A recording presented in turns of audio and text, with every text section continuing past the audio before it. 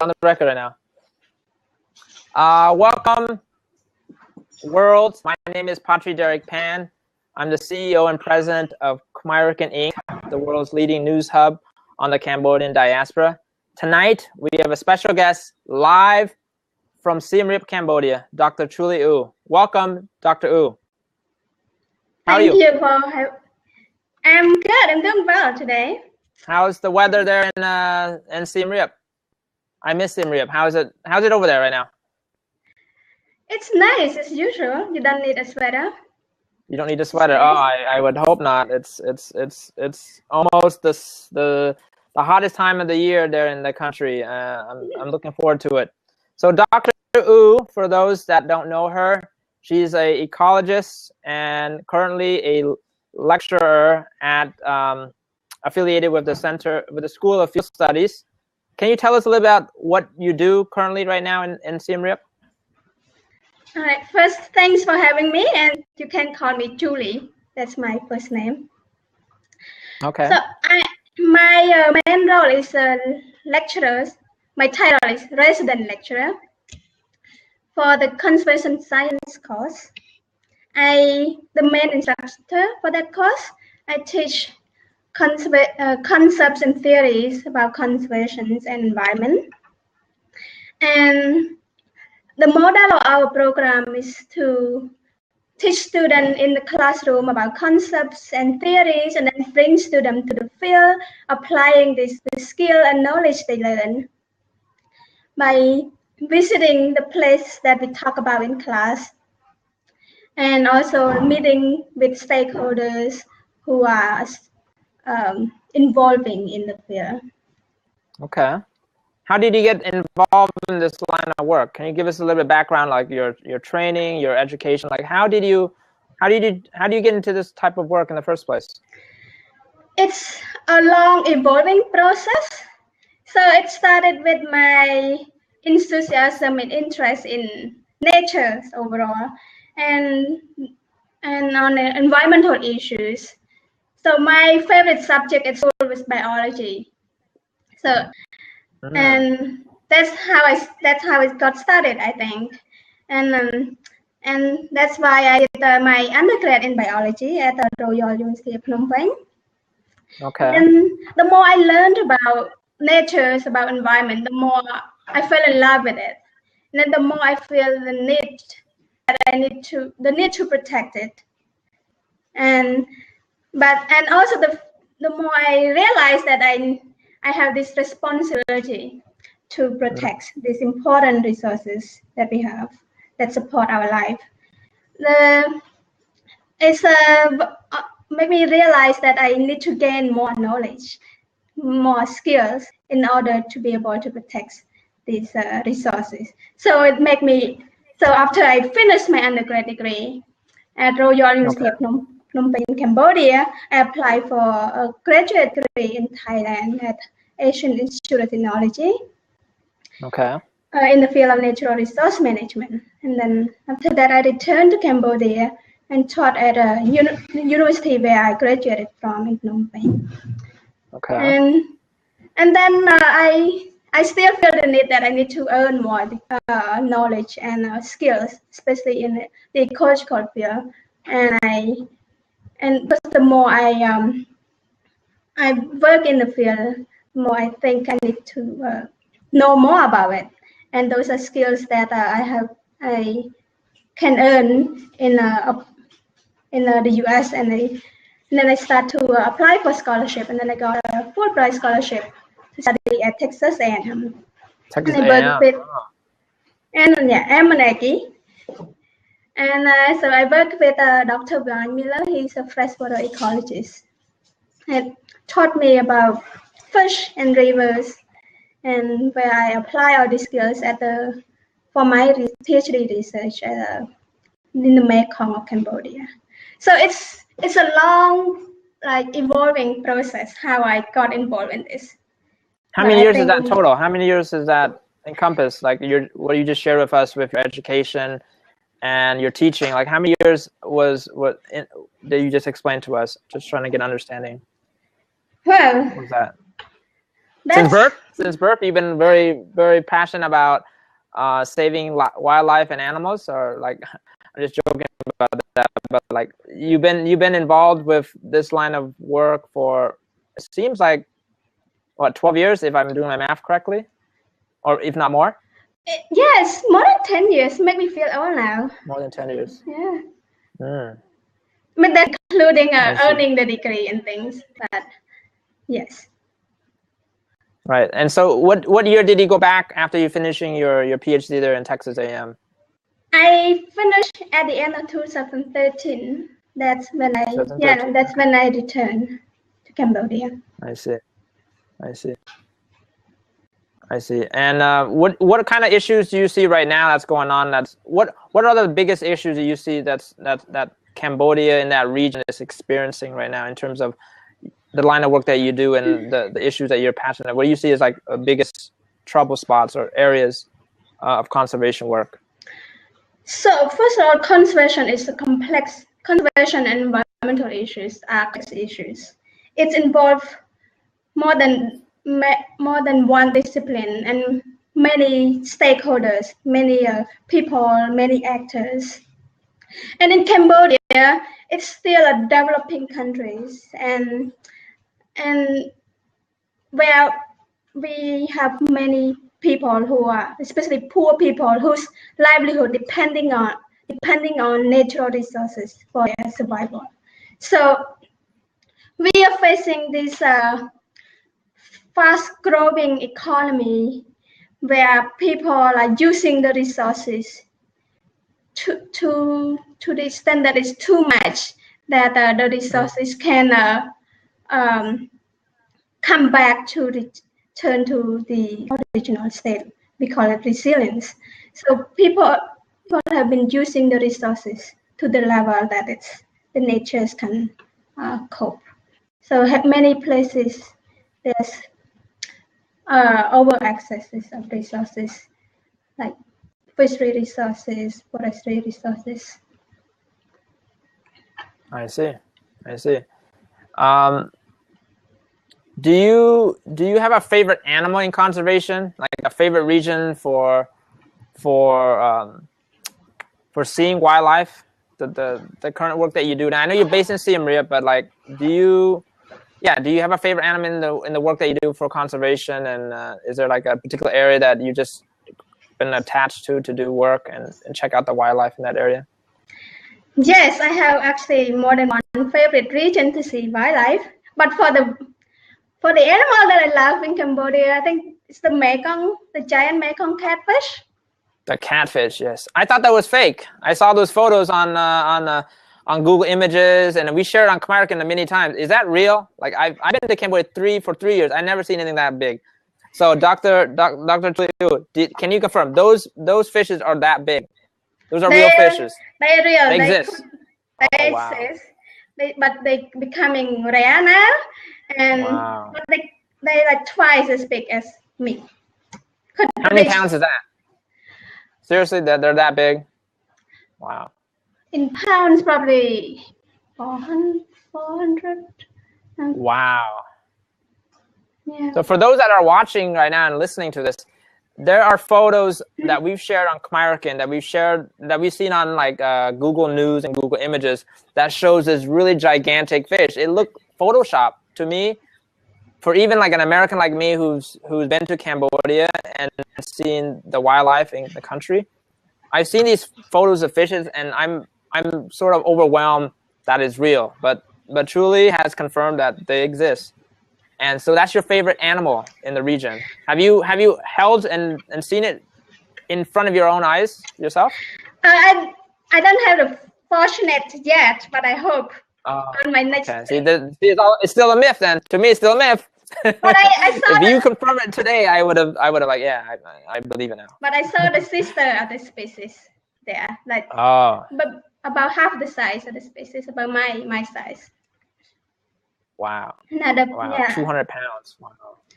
And for viewing the wildlife in Cambodia, there are two main landscapes, two main areas. One is in the eastern part of the country, that's in Mondulkiri province. and it's Yes. a forested area, one of the most forested area in Cambodia. And another landscape is the Cardamom Mountain, Phnom Krawang. Yes, those are two beautiful parts of the country that I was blessed to see as well. Yeah, I had the opportunity to see Banteng. Do you know what Banteng is? What's no, I don't. That's a Do people know what Banteng is? I saw one mother Banteng with 3 calves. Bantengs look like cows, but their calves are white. They're beautiful, and they still exist in Mandalkiri province. And I saw them probably 8 or 9 years ago when I was on a work trip to Mandalkiri. I see. Are you familiar with the? I'm not sure if I'm pronouncing it right in Khmer, but Koprey, is that what's called? Yes. I see it written as Kouprey. Do they exist? They're one of those extinct animals too that is very indigenous in that region and very indigenous in Cambodia, to my knowledge. Can you confirm that they exist as well? So the species is endemic, but scientists believe they no longer exist. They no longer alive in the wild. At least we haven't got any record of them since the war. Wow, that's unfortunate because they're gorgeous looking animals, and I hear my dad tell me about it when I brought the subject up to him, and he said, yeah, when he was living in Battambang in the 40s and 50s, like, you know, he's heard stories of it. I'm not sure if he told me if he's seen it before, but I thought those animals were myth as well, just like the Mekong catfish. You know, they was just so big. It just seemed unreal. You know. So, Chouly, what does your organization do right now, and what is their role? And what are field studies? What exactly is what's referred as field studies?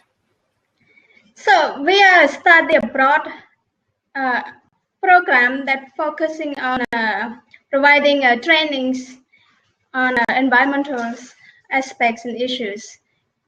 And is the organization based in here in the U.S. or where's the organization based at that you're referring to? The headquarters, the headquarters is based in the U.S., but there's a centers. Their field center are based in one of them in Cambodia, and there's others like based in Australia, Tanzania, Costa Rica. So there's other centers, but we are one of the new centers that established in Cambodia and based in Siem Reap. And our model is basically we provide trainings and like hands-on information and skill techniques to students that normally they don't get at their home school. So our model is to have like 40 or 50% of our time spent in classroom learning about concepts and theories, but then we go to the field applying that. And we spend a lot of time traveling and learning in the field, like in the mountains, forests, and river and lake in Cambodia. I see. How many students do you usually get like per semester or per cohort? How does can you share us a little bit like how many are part of the group on any given course period? Currently we have 13 students, but we are still new program. But as the program get more older, we get more students. So I believe next year we have more students. But currently we have 13. And they are from different universities in the States. And this is, you're saying 13 that work with particular for Cambodia, right? Yes. Or just for other countries? No, the 13. Yeah, these are enrolled in our Cambodian program. I see.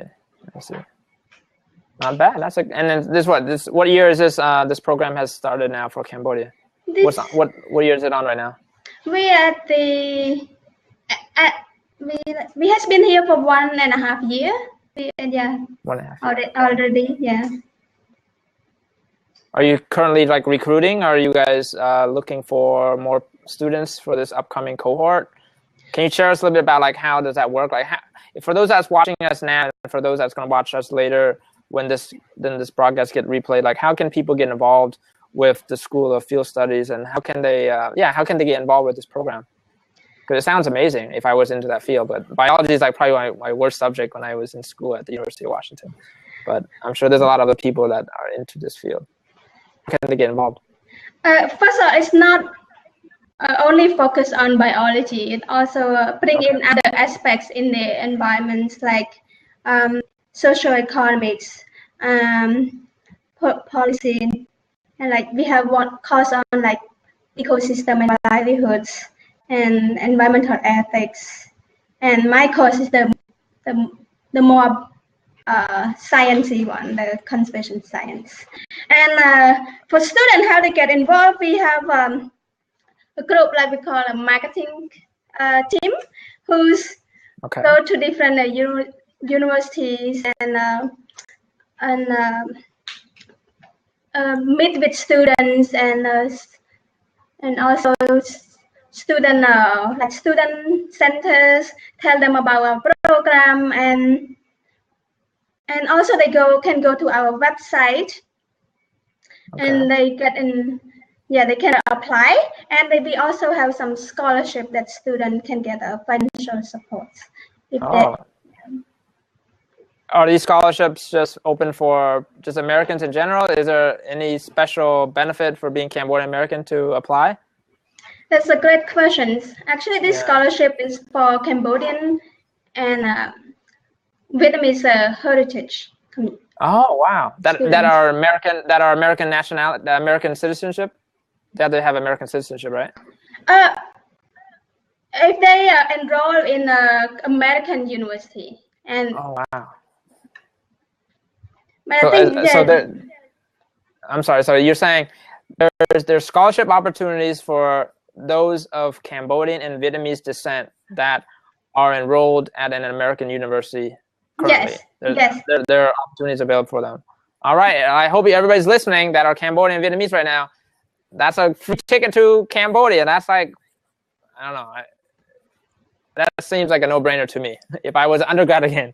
But where can people get information to apply? When is the application deadline? When is the scholarship deadline? So those are the most important dates for a student. So I think those questions I can get back to you, or you can find out from our marketing team. You can go to our website, schoolforfieldstudies.org. I'm going to type it down on the message below, or those that know the URL, can you please type it down on the bottom right box for those that's watching it?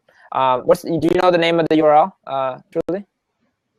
Right there, fieldstudies.org for those that are watching and that will see the replay broadcast. That is where the scholarship opportunity is. The scholarship information is there. The details of the programming that Dr. Chouly is explaining right now with the work that she does with conservation. Great. When is the deadline? Do you know the deadline off the top of your head, or Leslie? I don't know. Denise, do you know the deadline? Probably Leslie can tell us. Not a problem. Rolling admissions. Okay. Great. Let's move on a bit with the questions that we have. Let me see. I'm looking at the notes that we have prepared for the questionnaire. Let's look at the next question that we have down. Tell us what makes Cambodia important for environmental perspective. Why do you think people should be mindful of Cambodia? Why is Cambodia a good subject to understand the conservation efforts on a global international level? There are many reasons. That's including first, Cambodia is developing, as I mentioned, so it's still looking for a way. What is the best way to protect and to manage natural resources? And many of these conservation theory and concepts are developed by Western scientists, right? And so our program on environmental issues are applying this and testing all these concepts and frameworks solving environmental issues. So it's more like a laboratories that we can test theories and concepts that people have claimed that is useful for environmental managing environmental issues in other parts of the world. And another reasons because there's many conservation projects that are happening on the ground. So students have this opportunity to witness how conservation projects being implemented in a context of Cambodia, and what are the factors involving like contributing to the success or the failures of the conservation efforts.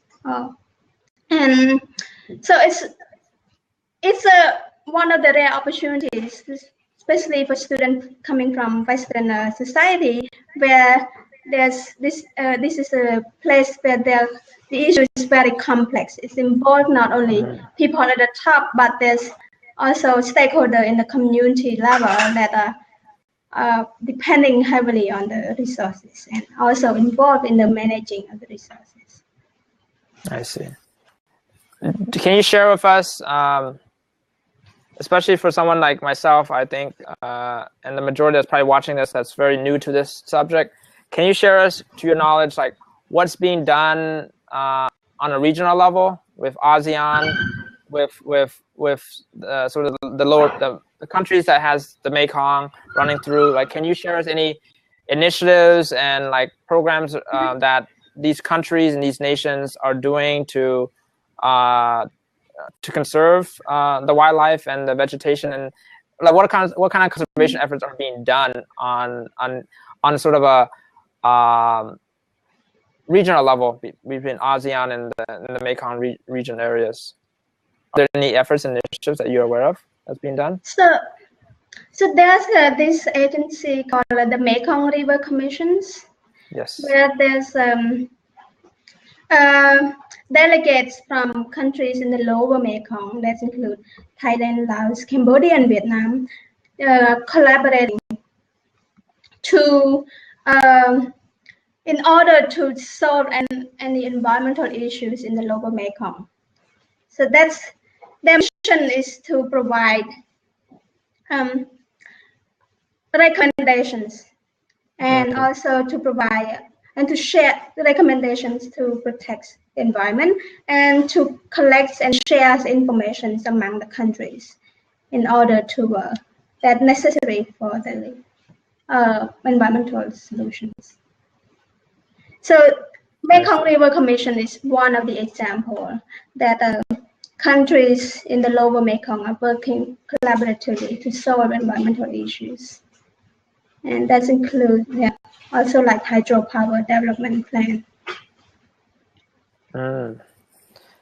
Yeah, and that's some of the issues. That's some of the headlines that, you know, as a news company at Khmer, we see a lot coming out from Cambodia. We see a lot coming out of Laos. The damming, the hydropower related development that's going on in that region, and how that type of development is affecting conservation efforts and the wildlife of that region.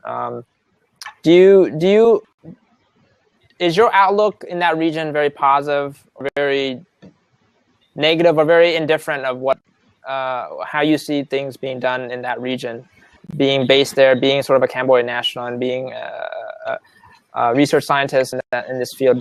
How do you feel about the situation right now in Cambodia and the region as a whole? You know. So I say there's issues, and those are complex issues that need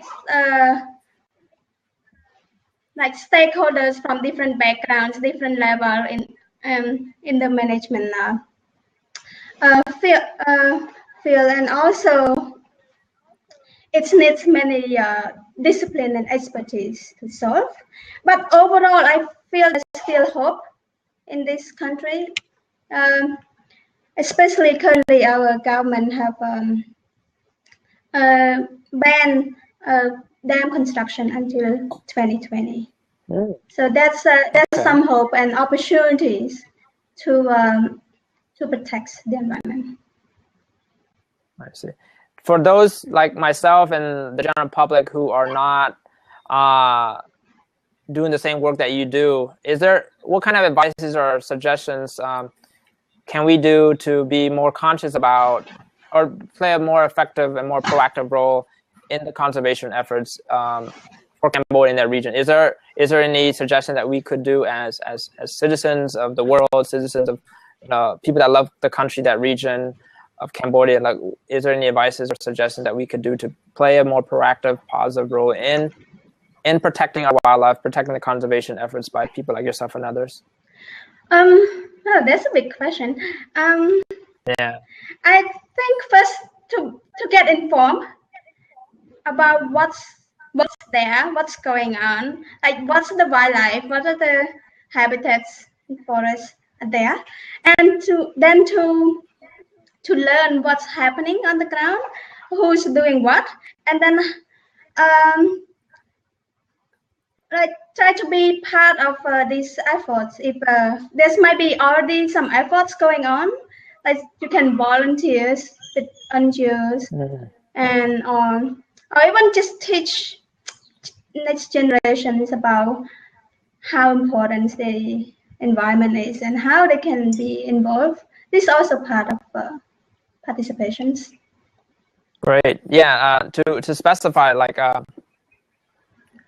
can you recommend us a few organizations that you think are like leading the efforts, these conservation efforts? One. Second, like you were talking about getting informed of what's going on. Like, do you have any particular organizations or news source, or like where do you go for like updates and news on what's available, what's developing in that region with conservation evidence? Can you give us some resources or recommendations on for the public who we should go to for that type of source and information or opportunities to learn?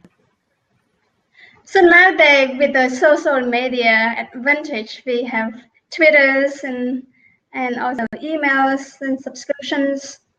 So you can like follow some of the NGOs, leading NGOs in Cambodia, like Conservation International, World Wildlife Fund, WCS Wildlife Conservation Society, Twitters, and also some local NGOs that we can check regularly on their website. And also sometimes they have email subscriptions.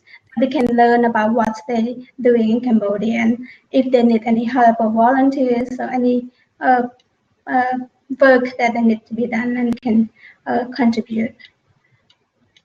Yeah, great. I think there's many opportunities in these countries. I see. We're gonna check out. Let's see for the 9 or 10 people that's watching us now. If you have any questions, I didn't get to explain this earlier, but I apologize. So if you have any questions right now, feel free to like drop them on the bottom right corner. I'm gonna leave the room open for those who want to step in. Please be courteous and please be like straightforward with the question. If you do have questions for Dr. Chouly U. But we're at the 30 minutes mark right now in the conversation, and usually we try to like open up the next like 5-10 minutes to see if there's any questions from our audience right now. So we'll just leave it open and we'll still resume with the conversation. But if you have questions, please just type it out. Leslie, if you want to come in and real quick and just share a little bit more about the School of Field Studies, feel free to request a seat right now. But yeah, like this is all new subject for me, for most of probably our American readers, that follows us as a news company. So we're very thankful, Dr. U, that you came in to share us something that I think most of our general audience are very foreign to, and so we definitely thank you for allowing us to talk to you and you sharing us your story. I want to transition a little bit while we anticipate some questions from our audience. I think someone's calling in right now, but I have a really cool, fun question that I'm curious to get your feedback while we welcome Leslie. into the conversation. I follow this. I follow every now and then news sources from Fauna International. You're familiar with Fauna, right? Dr. U, you're familiar with Yes. Fauna? Yes. Fauna and Flora. Yeah, something like that. Yeah. What's it called? How do you pronounce it? Fauna and Flora International. Yes, that group. I don't want to repeat it, but I know it's that group. And what I like about them when I see them every now and then is that they always come up with like news articles every like 2 or 3 months about some new discovery of species found in the Cardamom Mountains or from Mandogari, Ratanakari. So my question is,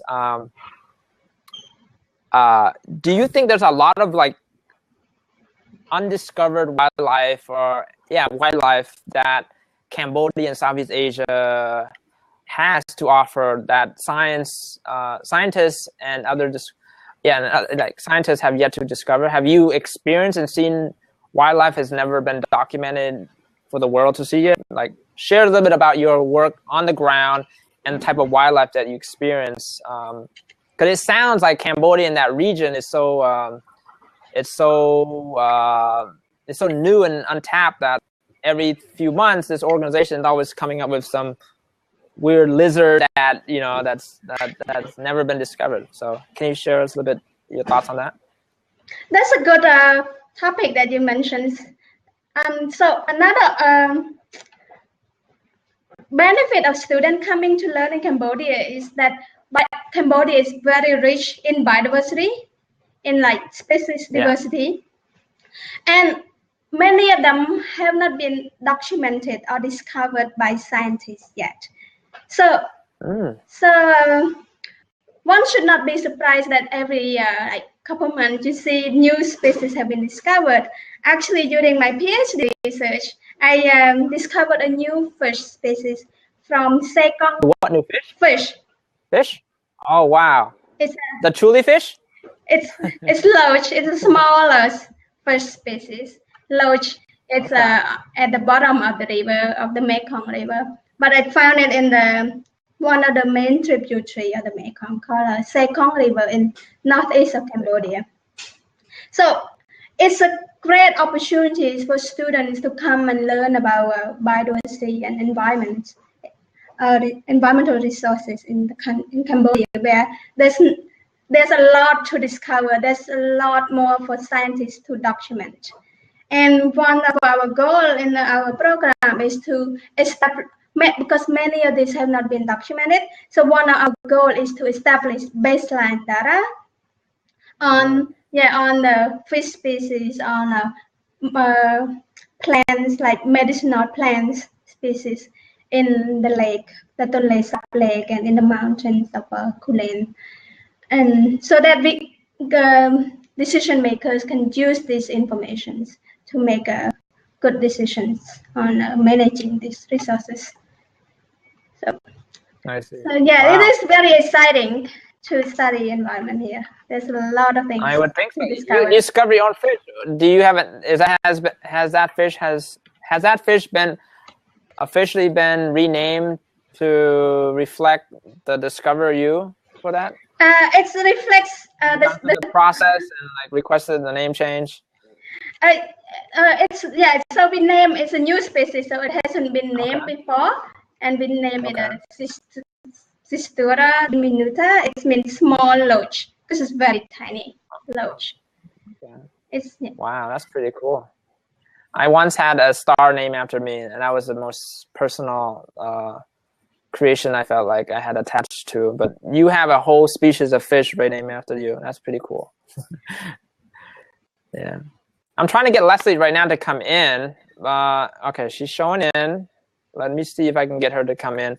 I wanted her to share a little bit about her affiliation with the School of Field Studies and maybe answer any questions that our viewers might have regarding the institution itself and the scholarship opportunities that our viewers might be interested in seeking in the future. But let's see if we have any, we can get her on right now. But Leslie has a question.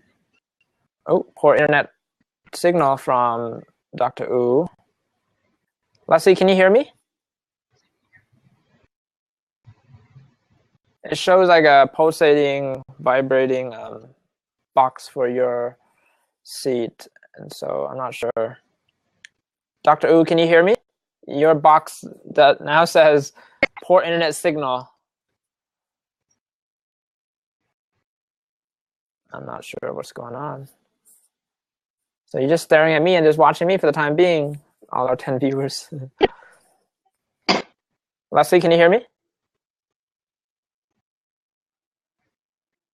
Dr. Wu, can you hear me? So Pat, can you hear me? Yeah, I'm not sure what's going on. It seems like there's some technical difficulties coming from our visitors section. Let's see. I'll accept it one more time. I'll lock this. Okay. I hear something coming out from the other end. Leslie says she can hear me, but we can't hear her back to at least relay any comments. So worst case scenario, Leslie, you can close the box and come back in. But I saw your question. Can you name a fish after yourself, or does it have to be named after someone else? I see that part, but I don't. I can't. Of course, I can't answer that question. And Dr. Wu right now is experiencing poor internet signal from Cambodia, so we might have to, we might have to cut our interview short based off the current technical difficulties. But we'll fight it for a few minutes as both guests try to come back in online. But yeah, for those that are listening and watching right now, feel free to drop any other questions that we might have for our guests while they troubleshoot the sound. I heard someone coughing a second ago. What was that?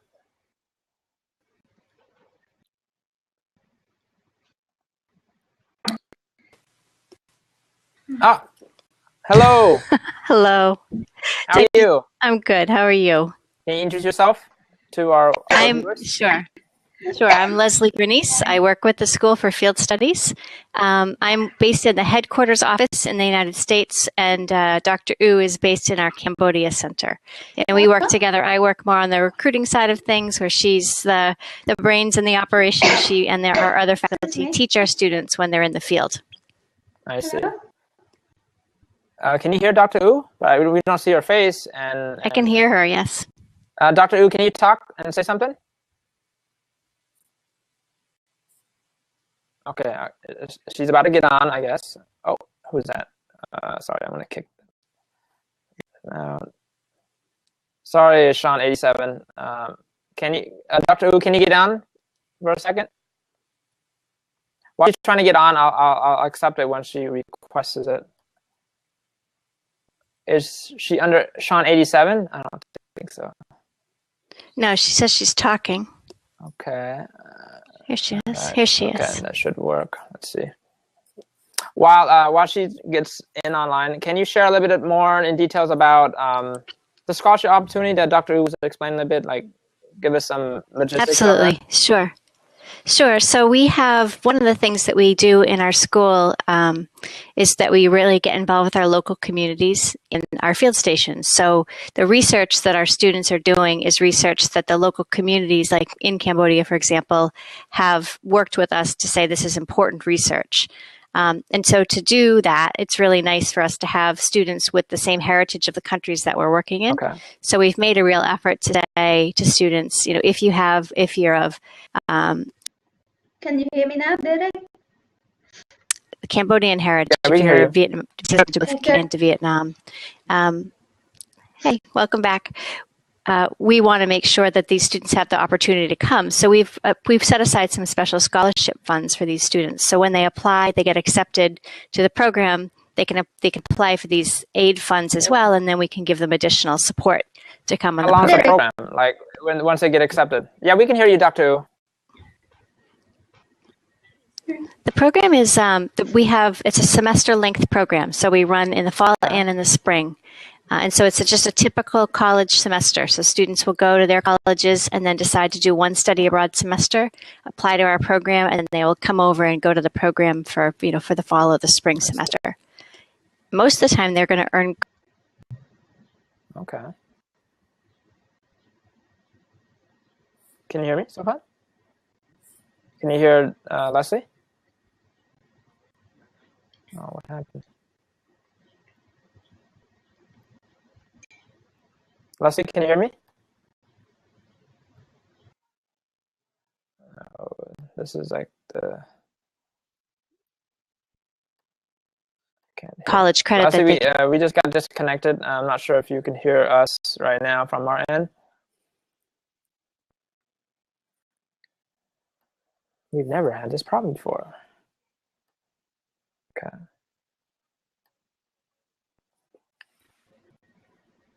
Hey, Derek. Yeah, we can hear you. We can see you. But now Leslie is experiencing some difficulties. Where were we? There's Leslie. Leslie, can you hear us? Leslie, can you hear us? We can see you. Can you? Let me see. Can you hear me, Dr. Wu? Yes. Okay. Well, yes, I can hear you. Okay. I think we got cut off for like 10 seconds. And that was like probably the most important 10 seconds because you were explaining a little bit about the scholarship and you were explaining to us. Actually, Derek, you're frozen. What's that? I'm frozen. Am I frozen right now? Can you hear me? I can't hear you now. Okay. That's unfortunate. I'm gonna kick her out. We never had. So I apologize for those watching us right now. This is quite new to us. These technical difficulties. Blame on Cambodian internet, but whatever. We're gonna probably have another 5-10 minutes at the most to just get some clarity on the program and everything. Dr. Wu, we're gonna wrap things up in a little bit, but can you summarize a little bit about what are the what are your current goals and sort of projects that you're going to be doing right now with the work that you do in conservation? Can you just give us an outlook, a forward outlook of what you're doing now, or what you would be doing, or what you're aware of that your organization and some of the institutions that you're affiliated will be doing? Just give our readers and watchers an understanding of what to expect in the future.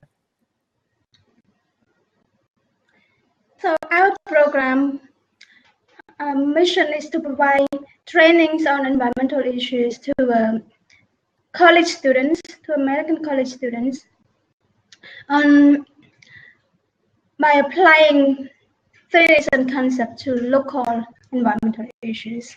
And in addition to that, we also have worked closely with our local partners to identify what are the major environmental issues that we need to address. And then we work with our students and our local partners to find solutions to this problem by doing, we call it directed research or research, where we collect data in the field and provide and did analysis and write up research reports and recommendations that we can, our partners can use to address some of the environmental problems. So our main goals are to provide both trainings and also solutions, environmental solutions through research. I see. That's very noble work that you do there with in Cambodia, and I think what's really going to be a treat for our viewers who watch us on replay is that there are people like yourself and others that are doing this very complex work, very complex and very challenging work for a region that's going through so much development and changes. And but there are people like yourself and others, and there's institutions like the Mekong River Mission and others that are doing these type of works to protect and conserve, Earth, and the environment. So we definitely want to thank you for giving us the opportunity to share us your story and your work and a little bit about yourself to our watchers. We apologize for those of us watching us and those who are going to be watching us on replay for some technical difficulties that we naturally expected, because we're doing this conversation in Siem Reap and here in the Portland, Oregon area where I'm currently being broadcasted. In conclusion, can you share us how can people follow your work, and how can people follow the work of the School of Field Studies as our closing? Did you get that last question? No, I didn't hear. I wanted to know if people wanted to follow what you do and continue supporting what you do in your conservation efforts, where can people follow your work and the organization's work that you're affiliated with? I would recommend to check regularly on our organization's website, where we share information about our work, and we have a blog on our website where students and staff write about what we do in the field, what we do in the classrooms, and what kind of work and what research that we do. So I think, and normally it's right in a broad audience friendly way, so it's not too scientific. So I think that's one way that you can follow what the School for Field Study does in different parts of the world, not only Cambodia. I see. So Leslie just dropped the email, dropped the URL there below. It's explore.fieldstudies.org.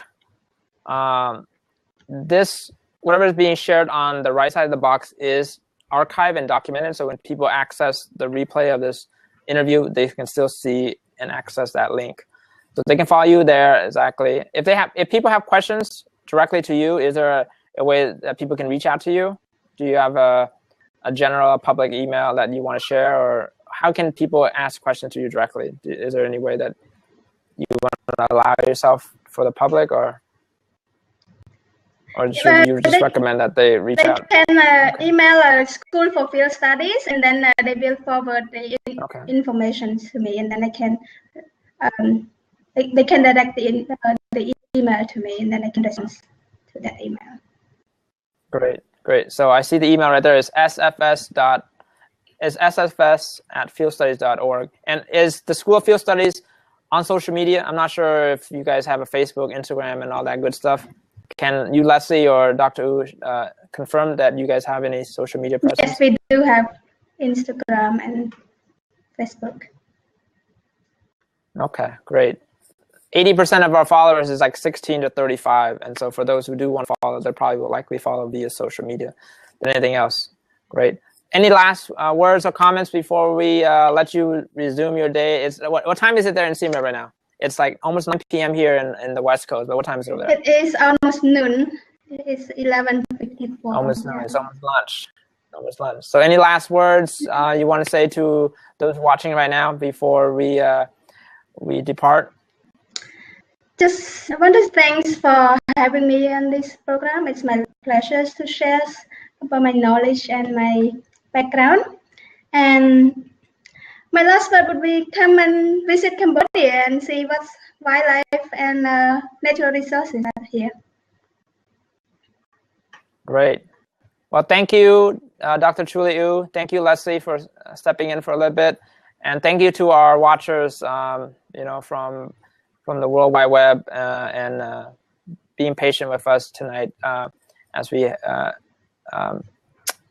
experimented with this global interview from Siem Reap to Cambodia.